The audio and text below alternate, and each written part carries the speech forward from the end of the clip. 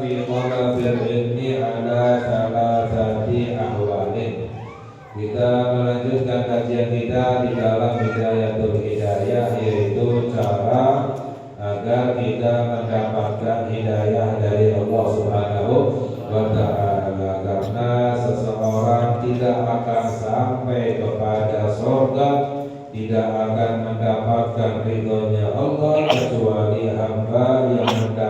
mendapatkan hidayah dari Allah Subhanahu wa Ta'ala. Makanya kita diperintahkan untuk banyak selalu sering meminta hidayah.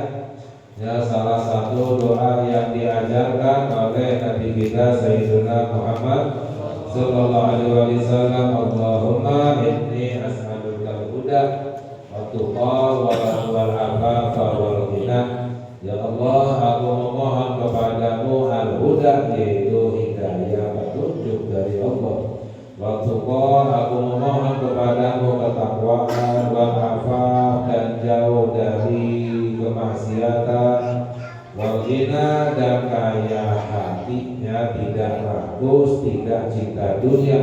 Ini adalah doa yang diajarkan oleh Nabi kita Sayyidina Muhammad sallallahu alaihi wasallam. Jadi sebaik-baiknya doa itu adalah yang diajarkan oleh Nabi Muhammad sallallahu alaihi wasallam, ya, sebab orang yang meminta hidayah, orang yang diberi hidayah oleh Allah, diberi ketakwaan oleh Allah, maka akan diberkahi hidupnya oleh Allah, maka akan dicukupkan oleh Allah Subhanahu wa ta'ala. Wa may yattaqillaha yaj'al lahu makhraja wa yarzuqhu min haitsu la yahtasib. Ya, jadi doa yang diajarkan oleh Nabi Muhammad sallallahu alaihi wasallam itu adalah dasar untuk kita mendapatkan kebahagiaan dunia dan akhirat. Istilahnya pondasinya untuk kita mendapatkan kebahagiaan, keselamatan, kemuliaan dunia dan akhirat. Adapun jika doa yang kita minta itu hanya bangunannya saja, ya, misalnya kita meminta rezeki, meminta dunia, meminta harta, ibaratnya kita meminta bangunannya saja tapi tidak ada fondasinya, maka akan menjadi hancur, ya, karena tidak ada fondasi. Apa itu fondasinya? Hidayah. Fondasinya itu adalah ketakwaan kepada Allah Subhanahu wa ta'ala. Fondasinya itu adalah hati yang bersih, ya, jauh dari perbuatan maksiat kepada Allah, ya. Jadi yang paling penting adalah fondasi. Jika fondasinya kuat, maka bangunannya pun akan menjadi kuat, ya. Jadi doa yang diajarkan oleh Nabi Muhammad sallallahu alaihi wasallam adalah kita diperintahkan untuk meminta hidayah. Bahkan setiap hari, ya, di dalam sholat sebanyak 17 kali minimalnya kita meminta hidayah kepada Allah, ya. Ihdinas siratal mustaqim. Selalu kita membaca dalam sehari, ya, 17 kali di dalam surat Al-Fatihah, berilah kami petunjuk kepada jalan yang lurus, ya. Di dalam qunut subuh, Allahumma hdina fiman hadait, ya Allah, berilah kami hidayah sebagaimana orang-orang yang engkau beri hidayah. Karena yang paling penting utamanya itu adalah hidayah. Nah, sedangkan hidayah itu walaupun dengan doa juga dengan usaha. Nah, harus dengan doa dan usaha. Sama seperti orang yang mencari rezeki, kan cukup hanya dengan doa, harus dengan usaha, ya. Jadi hidayah juga dengan usaha, ya. Di dalamnya kitab Hidayatul Hidayah, Al-Imam Al-Ghazali radhiyallahu ta'ala anhu menjelaskan kepada kita cara kita untuk mendapatkan hidayah dari Allah Subhanahu wa ta'ala. Telah kita kaji, yaitu tentang masalah niat di dalam menuntut ilmu. Orang yang menuntut ilmu itu harus niatnya adalah karena Allah, karena menuntut ilmu itu adalah ibadah. Ibadah itu harus niatnya hanya karena Allah Subhanahu wa ta'ala. Lalu sampai kepada pembahasannya, beliau menjelaskan, wa'alam rahimakallah, ketahuilah, ya, semoga Allah merahmatimu, anna nasa fi talabil ilmi ada thalathati ahwalin, bahwa orang-orang di dalam menuntut ilmu itu ada 3 macam, 3 keadaan orang yang menuntut ilmu, ya. Yang pertama adalah rajulun talabal ilma liyadakhirahu zadan ilal ma'ad. Yang pertama ada orang yang menuntut ilmu agama untuk menjadi bekalnya di hari akhirat. Jadi ilmunya itu sebagai bekal untuk hari akhirat. Walam yaqsid bihi illa wajhallahi ta'ala wa daral akhirah. Tidak ada maksud tujuan kecuali untuk mendapatkan ridhonya Allah, untuk mendapatkan kebahagiaan di hari akhirat, untuk masuk ke dalam surga. Bahada minal faizin, maka ini termasuk golongan orang-orang yang mendapatkan kemenangan dari Allah.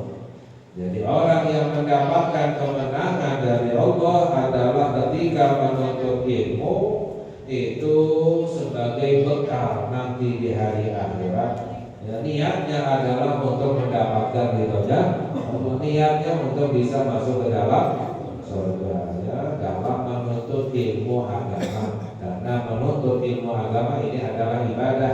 Adapun kalau menuntut ilmu dunia silakan, nggak apa-apa, nggak masalah, boleh niatnya untuk mencari uang yang banyak, ya gaji yang besar, ya diperbolehkan. Tapi kalau masalah menuntut ilmu agama ini ibadah, tidak boleh niatnya kecuali hanya karena Allah Subhanahu wa ta'ala. Lalu yang kedua, wa rajulun talabahu liyastamina bihi ala hayatihi ajilah. Ya, yang kedua ada orang yang menuntut ilmu untuk menjadi bantuan atas kehidupan dunia. Maknanya adalah untuk mendapatkan dunia. Ada orang yang menuntut ilmu tapi dijadikan sebagai alasannya untuk mendapatkan dunia. Ya, wayana bihil izzah, untuk mendapatkan kemuliaan, wajah, kedudukan, wal untuk mendapatkan harta. Jadi menuntut ilmu agama tapi tujuannya untuk mendapatkan dunia. Wa huwa alimun bidzalika, tapi ini orang sadar ya, bahwa niatnya itu salah. Mustasyrun fi qalbihi raka kata halihi, merasa di dalam hatinya itu imannya lemah, keadaannya itu lemah, amalannya itu buruk. Wa khisata maqsadihi, dan juga hinanya niatnya, tujuannya. Jadi sadar bahwa dirinya telah berbuat salah. Orang yang menuntut ilmu agama tapi untuk mencari harta, tapi sadar dirinya telah berbuat kesalahan, keburukan. Bahada minal mukhatirin, yang seperti ini termasuk orang-orang yang berbahaya. Bagaimana berbahaya? Fa'in ajaluhu qabla taubati kifa alihi su'ul khotimah. Kalau seandainya datang ajalnya sebelum bertobat, khawatirnya meninggalnya dalam keadaan su'ul khotimah. Alhamdulillah min ya, wa baqiya amruhu fi khataril masyiah, tapi urusannya itu di dalam bahaya kehendaknya Allah Subhanahu wa ta'ala. Terserah Allah. Jika Allah ingin ampuni, diampuni oleh Allah. Jika Allah ingin menyiksa, disiksa oleh Allah. Jadi berbahaya ya, kalau seandainya datang ajalnya sebelum bertobat kepada Allah Subhanahu wa ta'ala. Wa in ufika bi taubati qabla hululil ajali, seandainya diberi taufik ya, diberi petunjuk hidayah, kemampuan untuk bertaubat ya, sebelum datangnya ajal ya, wa adhafa ila ilmi al-amala, lalu mengamalkan ilmunya ya, wa tadaraka ma farata minhu minal khalal, dan berusaha memperbaiki kelalaiannya di dalam kerusakan amalannya, keburukannya, berusaha memperbaiki. Iltahaqa bil faizin, maka akan mencapai golongannya orang-orang yang mendapatkan kemenangan. Kalau seandainya sebelum datang ajalnya itu bertobat kepada Allah Subhanahu wa Ta'ala dan berusaha memperbaiki kekurangannya, ya itu akan masuk ke dalam golongan orang-orang yang mendapatkan kemenangan dari Allah. Ya, mengapa fa inna ta'ila minadzambi kaman lahu, karena orang yang bertobat dari dosanya seperti orang yang tak punya dosa. Orang yang bertobat dari dosanya itu seperti orang yang tak punya dosa. Ya, dalam hadis sabda Nabi kita Sayyidina Muhammad sallallahu alaihi wasallam, "At-taibu min adz-dzambi kaman la dzamba." Orang yang bertobat dari dosanya seperti orang tak punya dosa. Jadi nggak ada istilahnya kalau di sisi Allah mantan preman, nggak ada. Kalau di kita kan ada orang misalnya preman lalu bertobat, yang memperbaiki amalannya, udah menjadi orang soleh, tetap aja julukannya mantan, ya itu orang mantan preman misalnya. Tapi kalau di mata Allah tidak ada istilahnya mantan preman.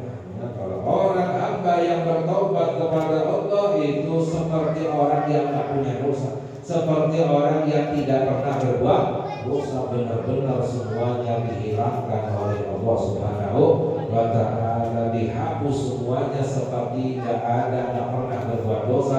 Ini adalah rahmatnya Allah Subhanahu wa Ta'ala. Makanya yang paling penting itu adalah menyadari bahwa dirinya telah berbuat salah, menyadari dirinya telah berbuat buruk, menyadari dirinya itu banyak maksiatnya kepada Allah Subhanahu wa Ta'ala. Orang yang seperti ini ada harapan untuk bertobat kepada Allah karena merasa dirinya salah. Kalau bertobat itu akan semuanya diampuni oleh Allah Subhanahu wa Ta'ala. Lalu yang paling berbahaya yang ketiga, wa rajulun tsalithun istahwadha alaihi syaitanu. Yang ketiga, ini yang paling berbahaya, orang yang dikuasai oleh setan. Orang yang sudah dikuasai oleh setan, ya. Orang menuntut ilmu agama tapi sudah dikuasai oleh setan. Fattakhadha ilmahu dari'atan ila takatsuri bil mal. Ya, dijadikan ilmunya itu sebagai alasan untuk mendapatkan harta yang banyak. Ya, jadi ilmunya itu hanya sebagai kedok saja, ya, alasan untuk mendapatkan harta yang banyak. Ya, tujuannya untuk mendapatkan banyak harta. Wa tafakhuri bil jah, ya, dijadikan ilmunya itu untuk berbangga-bangga dengan kedudukan, merasa mulia, wa ta'azzuzi bi kasratil atba, dan dijadikan ilmunya itu untuk mencari kemuliaan dengan banyaknya pengikut. Jadi tujuannya itu adalah untuk dunia, ya, sama seperti sebelumnya, ya, tapi ada bedanya. Yadkhulu bi'ilmihi kulla madkhal, masuk dengan ilmunya itu semua tempat masuk, maknanya semua bidang. Yang penting mendapatkan harta, mendapatkan kedudukan, mendapatkan kemuliaan, ya, masuk ke dalam semua urusan. Yang halal, yang haram, yang boleh, yang tidak boleh, yang syubhat, semuanya masuk. Yang penting mendapatkan dunia. Waja'a ayyam dia minad dunya wa tarahu, dengan harapan untuk mendapatkan hajatnya, ya, dari dunia. Ini sama seperti yang sebelumnya. Yang kedua juga orang menuntut ilmu untuk mendapatkan, tapi bedanya wa huwa ma'a dzalika yudmiru fi nafsihi annahu indallahi bimakan. Tapi ini orang merasa di dalam dirinya mulia di sisi Allah Subhanahu wa Ta'ala. Jadi yang sebelumnya orang yang menuntut ilmu tujuannya untuk mendapatkan dunia, tapi merasa dirinya telah berbuat salah, ya, tujuannya niatnya tidak baik, ya, ini bisa ada harapan untuk bertobat kepada. Yang bahaya yang ketiga, orang yang tujuannya untuk mendapatkan dunia, kemuliaan, banyaknya pengikut dan lain sebagainya, tapi merasa mulia di sisi Allah Subhanahu wa Ta'ala. Ya, mengapa litisamihi bisimatil ulama? Karena memakai nama sebagai ulama. Saya itu ulama. Ulama itu harus kamu cintai, harus kamu hormati, harus kamu pilih. Kalau merasa dirinya sebagai ulama, tapi perbuatannya niatnya tidak baik untuk mendapatkan dunia. Wadara sumihi birusumihim fi zayyi wal mantiq, karena gambarannya, ya, gayanya itu seperti gaya ulama, pakaiannya, ucapannya, ya. Ma'atadalubihi ala dunia zahiran wa batinan, akan tetapi itu rakus terhadap dunia zahir dan batinnya. Zahirnya perbuatannya rakus dengan dunia, batinnya hatinya pun rakus dengan dunia. Fahadza minal halikin, ini orang termasuk golongan orang-orang yang celaka. Banyak sekarang kita lihat ada ulama, ya, suka menjelek-jelekan, ya, suka mengadu domba, yang disampaikan itu adalah kebencian, ya, kesesatan dan lain sebagainya, tapi merasa dirinya mulia, merasa dirinya ulama yang harus diagungkan, dimuliakan dan lain sebagainya. Ya, ini yang paling berbahaya, sudah dikuasai oleh setan. Ya. Wa minal hamqa al-maghrurin, yang seperti ini adalah orang bodoh yang tertipu dengan tipuan setan. Idir rajaku munqati'un an taubati, karena tidak ada harapan untuk bertobat. Tidak ada harapan untuk bertobat karena merasa dirinya baik, mulia di sisi Allah. Ya. Merasa dirinya lebih baik dari siapapun. Ya. Lidhannihi annahu minal muhsinin, karena menyangka dirinya itu telah berbuat kebaikan. Wa huwa ghafilun an qaulillahi tabaraka wa ta'ala, padahal lalai dari firman-Nya Allah Subhanahu wa ta'ala. Allah berfirman, ya ayyuhalladzina amanu lima taquluna ma la taf'alun, wahai orang-orang yang beriman, kata Allah, mengapa engkau mengatakan apa yang tidak kamu amalkan? Ya, di dalam Al-Quran Allah perintahkan untuk jangan mengadu domba, ya, tapi ini suka mengadu domba. Ya, jangan mencaci memaki, tapi ini suka mencaci memaki. Ya, jangan membenci, tapi ini mengajarkan kebencian. Ya, jadi mengatakan apa yang tidak dia amalkan. Ya. Kabura maqtan indallahi an taqulu ma la taf'alun. Sangat besar murkanya Allah engkau mengatakan apa yang tidak kamu amalkan.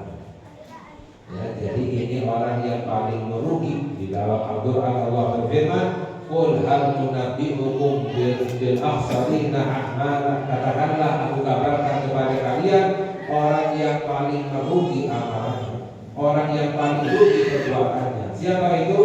Alladzina dhalla sa'yuhum fil hayatid dunya wa hum yahsabuna annahum yuhsinuna. Orang yang sesat perbuatannya tapi menyangka dirinya telah berbuat baik. Itu orang yang paling rugi perbuatannya. Alhamdulillah. Ya. Di dalam hadis yang lain, bahwa mimman qala fihi Rasulullah sallallahu alaihi wasallam, dalam hadisnya ini orang termasuk apa yang disabdakan oleh Nabi kita Sayyidina Muhammad sallallahu alaihi wasallam. Apa Nabi Muhammad bersabda? Ana min ghairi dajjal akhwafu alaikum minad dajjal. Ya, kata Nabi Muhammad sallallahu alaihi wasallam, aku ini dari selain dajjal ada yang lebih aku takutkan terhadap kalian dari fitnahnya dajjal. Padahal dajjal itu sudah sangat menyesatkan. Ya, paling menyesatkan. Semua nabi itu memperingatkan umatnya tentang bahaya fitnah kesesatan dajjal. Tapi kata Nabi Muhammad sallallahu alaihi wasallam, ada yang lebih menyesatkan, yang lebih aku takutkan dari fitnahnya dajjal. Apa itu? Baginda wa man hum ya Rasulullah. Para sahabat bertanya, siapa dia wahai Rasulullah? Dijawab oleh Nabi Muhammad sallallahu alaihi wasallam, ulama usul, ulama yang buruk. Ulama yang buruk. yang kerjaannya tadi itu membuka aibnya orang lain. Padahal dalam hadis man satara musliman satarahullah fid dunya wal akhirah. Barang siapa yang menutupi kekurangan orang lain, jelas-jelas ini orang berbuat maksiat ditutupi, ya, maka kekurangannya akan ditutupi oleh Allah dunia dan akhir. Jadi perintahnya Allah harusnya demikian, tidak membuka kekurangan orang. Makanya kita lihat di media sosial ini fulan seperti ini, fulan dibuka, ya, disebar, ya, lalu mengaku sebagai ulama mulia. Ya, ini berbahaya. Lebih ditakutkan oleh Nabi Muhammad SAW dari fitnahnya Dajjal. Mengapa? Karena Dajjal sudah kelihatan menyesatkan, ya. Tapi ini rupanya ulama, ya, menipu, ya. Orang mengira baik, mengira ulama, tapi yang diajarkan itu adalah keburukan, ya. Makanya hati-hati, ini yang paling berbahaya. Yang seperti ini termasuk orang-orang yang celaka, ya. Jadi ya semoga insyaallah yang lain kita kaji lagi. Semoga Allah memberi hidayah kepada kita, ya, Allah memberikan petunjuk kepada kita kepada jalan yang lurus, ya. Semoga Allah memberikan taufik kepada kita. Allah terima amal ibadah kita, Allah ampuni dosa-dosa kita, dan Allah kabulkan hajat-hajat kita. Amin ya rabbal alamin. Wassallallahu ala sayyidina Muhammad wa ala alihi wasallam. Walhamdulillahi rabbil alamin. Ya Rabbana tarafna bi annana tarafna wa annana asrafna lana tasrafna fatub alayna tawbah tasjil kulli awbah wastur lana awrati wa amin rawati waghfir li walidina rabbi wa maulidina wal ahli wal ikhwani wa sairil khilani wa kulli di mahabbah au jirati rasuba wal muslimina ajma'in ya rabbi asma fadlan wajudan manna la bihisabi minna bil mustafa rasulina rabbi kulli surin bil mustafa rasulina rabbi kulli surin bil mustafa rasulina rabbi kulli surin salla wa sallam rabbi alaihi abdahabi wa alihi wa sahbihi ala tasisnabi walhamdulillahi bil badi wa